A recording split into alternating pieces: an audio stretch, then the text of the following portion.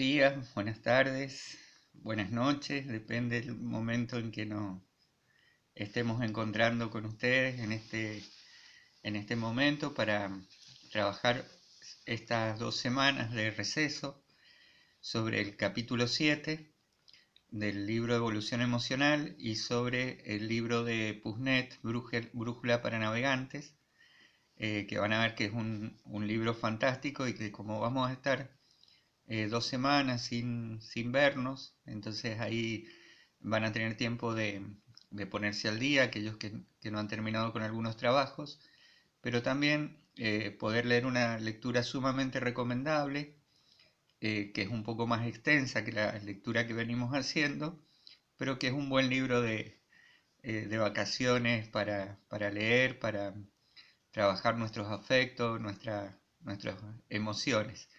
Y vamos a trabajar esta semana con el primero de los obstáculos que tiene la esperanza, que es el odio. Y a mí me gusta esta imagen, por eso la he puesto en el libro y por eso se las comparto y se las explico de por qué es importante, porque el odio de alguna manera nos enceguece y cuando estamos ciegos caminamos hacia el abismo.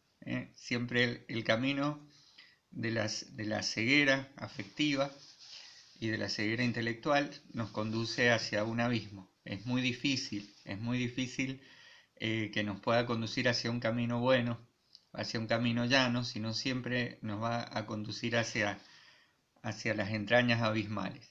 Bueno, y desde este capítulo comenzamos a trabajar con, con estas emociones y, y para comenzar a describir lo que es el odio, les he propuesto esa canción de Peteco Carabajal, que es una poesía en realidad hecha canción hermosa, que seguramente ustedes la han escuchado muchas veces, que son Las manos de mi madre. Esa figura tan hermosa de las manos, que él como niño la ve a su madre y la ve trabajando y transforma esa imagen, esa mirada que él tenía de niño con su madre en una canción de amor preciosa, preciosa.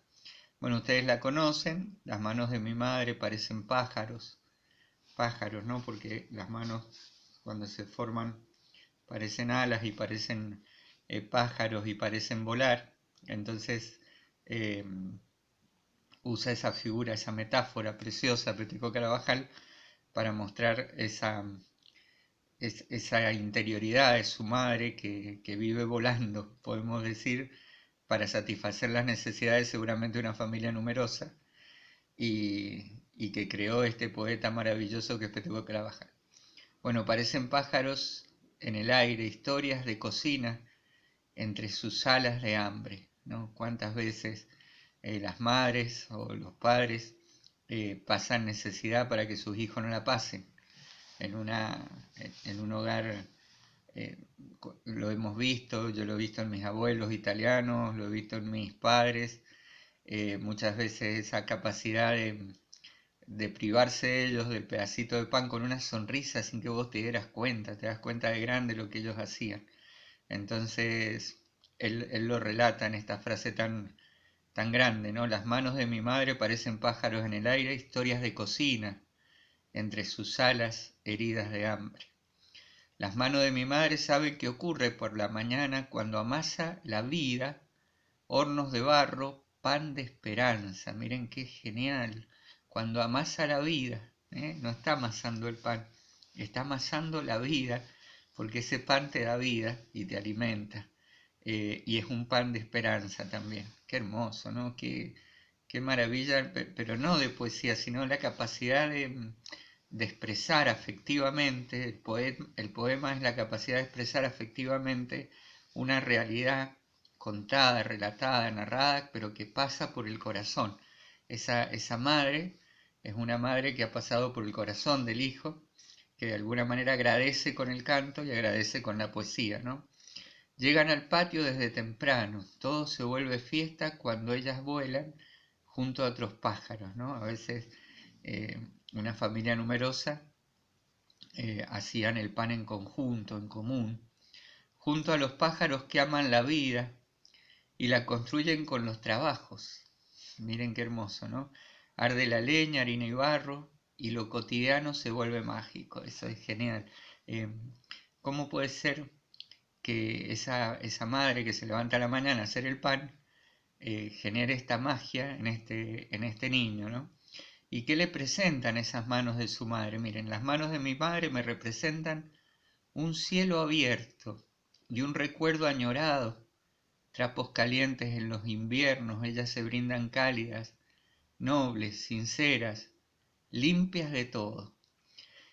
¿Por qué les traje esta canción? Porque después que hace este relato fantástico del amor, podemos decir en su máxima expresión, termina con una pregunta que particularmente a mí siempre me llamó la atención, porque después de describir tanto al amor, y tan bellamente y tan hermosamente, termina con esta pregunta que dice, ¿cómo serán las manos del que las mueve gracias al odio? ¿Eh? Una pregunta, como que no lo puede entender. ¿Cómo puede entender que exista un odio que mueva manos cuando hay tanto amor en medio de tantas necesidades, de tanta miseria y de tanta pobreza, ¿no? ¿Cómo serán las manos del que las mueve por el odio? Una pregunta que no es retórica, sino que es una pregunta sincera, que no tiene respuesta. Y en este sentido, me parece a mí que es importante detenernos en estas emociones que a veces se llaman emociones negativas, que son el odio, la tristeza, el miedo y la ira, pero no son negativas porque son emociones necesarias también, porque brotan ante un mal. O sea, nosotros seríamos unos monstruos si ante un mal, ante algo malo, un objeto que es malo, no reaccionáramos de esta manera. Es la reacción que tiene nuestra vida, nuestro organismo, para defendernos justamente de los males. Por eso no son emociones negativas, sino que son emociones necesarias justamente ante el mal del mundo y ante lo que nos rodea como malo. Y el odio tiene una fuerza, como es la contracara del amor, tiene una fuerza muy fuerte, como la tiene el amor. Uno por amor es capaz de hacer las más grandes cosas y los más grandes sacrificios, y por odio también, por odio también.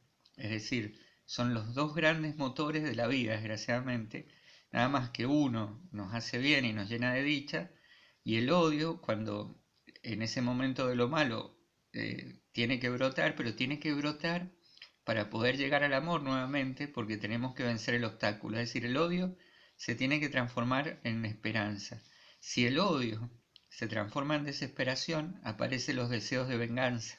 Y eso es lo que nos hace daño, ¿no es cierto? Ese deseo de venganza, ese rencor que se mueve dentro nuestro y que nos hace tanto daño. Eh, entonces el odio es necesario ante el mal, pero el odio tiene que transformarse en esperanza. Por eso les dejé un trabajo, eh, les dejé un trabajo que en el libro que a mí eh, me gusta que lo hagamos, que es eh, señalar qué cosas son malas para mí, para después poder transformarlas, por qué son malas, pero después transformarlas en esperanza y esos males que nos llenaban de odio, poder transformarlo en algo bueno. Entonces vamos a trabajar esto, es decir, detectar qué cosas nos generan odio, que está bien que nos generen odio, pero de qué manera podemos vencer el obstáculo para que eso se transforme en esperanza y saquemos el odio de adentro, que es lo que nos corroe y nos hace daño. Recuerden que desde el inicio nosotros hemos planteado este método de paz, ¿no es cierto?, que hacíamos con ese, que es pensar, analizar y solucionar, pero también es pensar, amar y sentir. Pero la S es solucionar, solucionar. No basta quedarme con el mal, sino que el mal lo tengo que asimilar para poder superarlo.